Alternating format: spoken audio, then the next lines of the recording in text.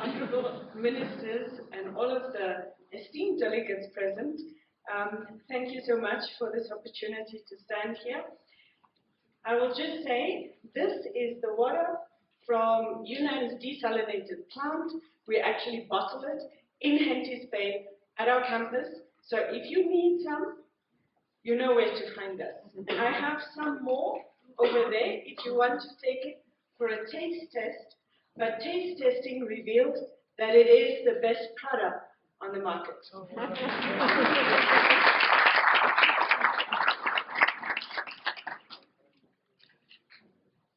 So, let's see, what was green was forward and red was back, right? That's correct, Prof. Okay, now the Prof. Okay, so I was asked to speak about the Namibia Green Hydrogen Research Institute. We're hosting it at UNAM, but it is in its structure supposed to be, and function, supposed to be a national institute. So, what it is, the goal of it is essentially to provide research for the green hydrogen market for Namibia in particular. So we want a research and development hub. We want to provide for exchange of expertise, and I want to tell you that we've already done that. So it's not only, what it is supposed to provide, but what it is already providing. We have already been hosting visiting researchers, and we've already been hosting also master's students. We want to upskill and reskill mid-level to professional levels. And in this regard, it is also happening. With, for instance, the BUM Institute in Germany, that is the Federal Institute for Material Science, Bundesanstalt für Materialforschung und Prüfung. We've already started to revise and add components into our Masters in Renewable Energy, and that is a stream in hydrogen and synthetic fuels. What we've also done is, under that, for what is it, reskilling, we've also added a curriculum is under development for blockchain technologies. We're working with a partner in Rwanda on that, with the Africa, Blockchain Institute. And then we are also developing short courses, again together with various partners, such as hydrogen safety and handling. We spoke about it yesterday, the need for that. We are looking at materials compatibility for hydrogen, etc. So with that, it is already happening. So that's why I'm saying, even though we're looking at the goals, we're already fulfilling some of those goals. And then collaborate with organizations who develop local businesses. Now, this institute was established in October 2021. And yesterday, we witnessed how we were all very excited to see the announcement of the pilot projects. There were how many pilot projects selected? 4. Sure, of course you would know that. And out of those 4, the Research Institute and UNAM were partnered to 3. 3 out of 4. Guys, we deserve a round of applause. I don't know, I was trying to contain my excitement, but I'm really, truly excited. And then in addition to this collaboration and skilling and research, we're also providing weekly seminars since last year already on Wednesdays at lunchtime. That's for the public, on green hydrogen. So there's a number of things that are going on, and in addition to that, we are also deepening our research topics and areas for green hydrogen and recruiting more masters and PhD students. I also got roped into sort of supervising some of those students. So let's just say it is happening. And then another thing also in industry, there's oftentimes research. So we're pretty excited about that. And then, of course, we will be working on all of the cool pilot projects. Okay, so that's a little bit about the introduction of what it was intended to do and what it's doing already. But what does it look like? And this is what it looks like. We have under the Research Institute, which is virtually distributed at the moment, we have labs all over different campuses and researchers who are not yet dedicated in one center, but actually working within their labs with their own students. So we have a center for hydrogen production. This talks to desalination, wind, solar, electrolysis, etc. So that's what we're doing in there.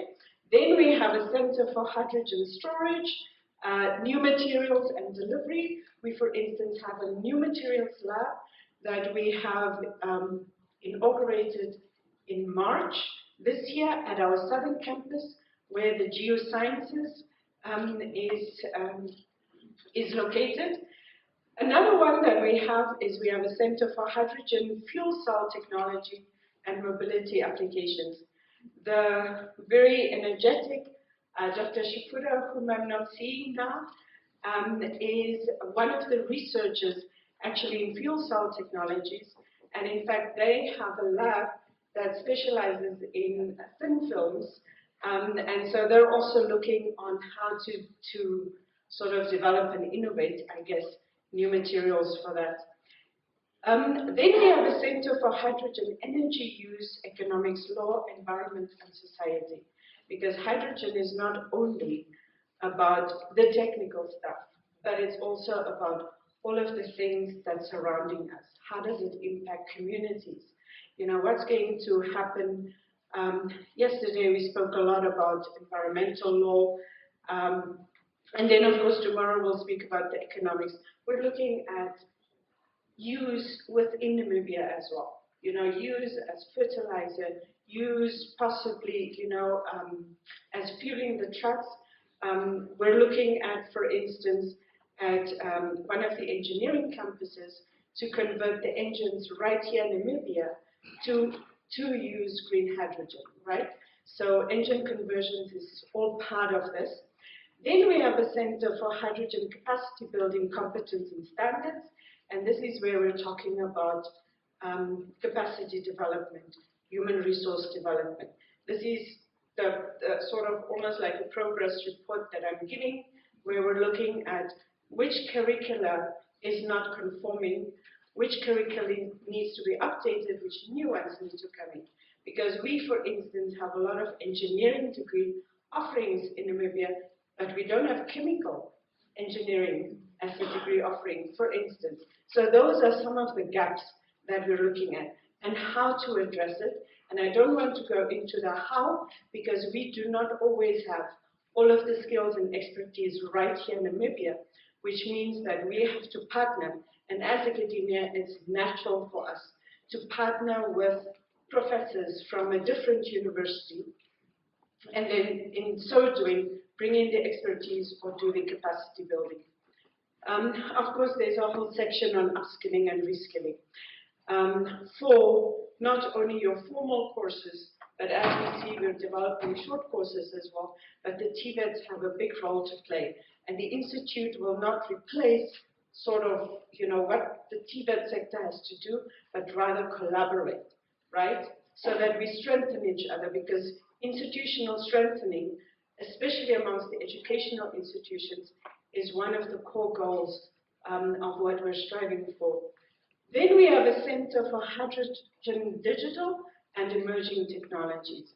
There's quite a lot of technologies within green hydrogen that is still, you know, in its infancy or immature, and they're very expensive because of that. So we are working, we're collaborating with different research institutes in different parts of the world to see how best, you know, or what is being done with that. We, for instance, have projects with KU Leuven in Belgium, where we're looking at the production actually just from, capturing it from the humidity in the air, as an example. So we're constantly looking at new ways. One of the things that we're doing as well is we're working on recruiting a Fulbrighter, currently from the US. We're working with the US Embassy on that, in green hydrogen, who will be within our institute. So those are numerous examples of that.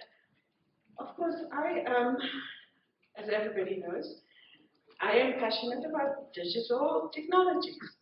And within this entire production, right, where we are striving to go, there's a lot of digital technologies that come in. There's a lot of AI, there's a lot of IoT, there's a lot in the manufacturing, and one of the things we are striving to do is to look at how can we also set up sort of learning factories, where you simulate the environment within factories, simulate the technologies to be used.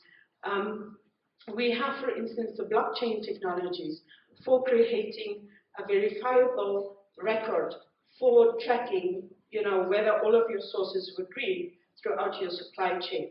So those are, and that will answer the question, because people always ask, what does blockchain have to do with green hydrogen? And that's essentially it. There are, in fact, entire centers in the world built around just blockchain technologies for energy, not only green hydrogen, but for energy.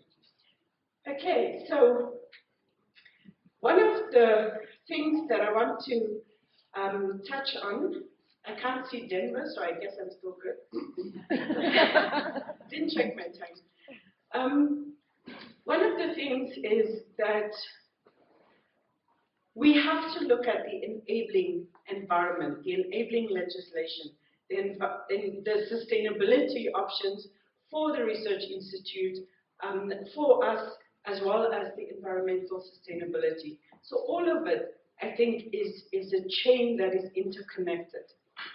Now, I was asked to speak about the successful pilot projects that UNAM had, but instead, I thought, let me focus a little bit on, why UNAM was sort of so excited to jump on board with this Green Hydrogen Research Institute. First of all, we have in our strategic plan explicitly put as a strategic goal climate change mitigation and adaptation, which means that whatever we're doing at the university, we are actually trying to see how do we meet this goal and how do we go about, meeting that goal. So whether we have the seeds project that we have, that's looking at drought-resistant seed varieties in a variety of seeds, and in the potatoes project, and where we are busy with replication, multiplication, you can see that speaks to climate change.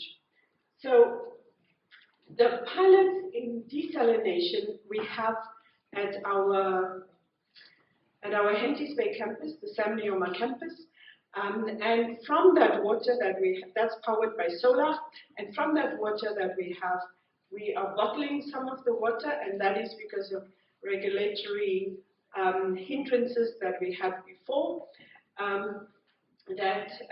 NAM Water, for instance, is the only bulk water supplier. So you have restrictions on that. Then we are also sort of doing desert agriculture. So we have, for instance, different types of vegetables, etc., in our greenhouses that we're experimenting with in a desert environment. We have 800 olive trees that we've planted, and so on and so on. The list goes on with what we're doing with it. Then we also have, of course, the wind project in Lüderitz, which was a community project that was requested by the community. It was powering their charity project. For UNAM, it was a demonstration project to show that this can work. We handed over the project to the community, but when we handed it over, we made sure that 5 of the community members were actually trained as technicians. The sad story about that project is actually that all of the sewing machines got stolen, the transformers got stolen, and everything got stolen. So we're Yes. So now you're saying I shouldn't. We can move on. Okay, so at UNAM we have over 70 researchers who's actually working, with areas or topics related to green hydrogen. And this is why it was such a natural fit. However, we also have 5 researchers from NUST working with the Institute. And then, as you could see yesterday with the pilot projects, we have a host of other local and international partners working with us. I think one of our strengths, especially looking at green hydrogen, was the first thing we started doing when we engaged with partners to look at where are we setting up pilot plants. Because I do believe that pilot plants are the way to go, sort of to test our technologies, to test, how does it interact, etc., with the environment, etc. And this is what we have. We have a lot of land available. Some of them are farms. That's where we have our crop production, etc. And some of it is, of course, we have 12 campuses spread across the country. But this is what we had availed, and we said, okay, to partners, okay, where do you need to set up a pilot plant? Let's see what we can do as UNAM. Okay, this is just the desalination plant. This is the water that we're producing. This is some of the hydroponics projects and, as I said, desert agriculture that we're doing. This is, of course, the wind project. So, Denver, in a minute. Oh my goodness, I'm pushing for a minute again. Anyway, so for us, when we set up like pilot plants, we have to show impact. And pilot plants should also serve to upskill, reskill, and capacitate. Whether it is your researchers, whether it is the people, like students from TVETs, for instance, can come into your pilot plants, help with construction on some things, etc. So it should be a capacitating endeavor as well. But we need regulatory sandboxes.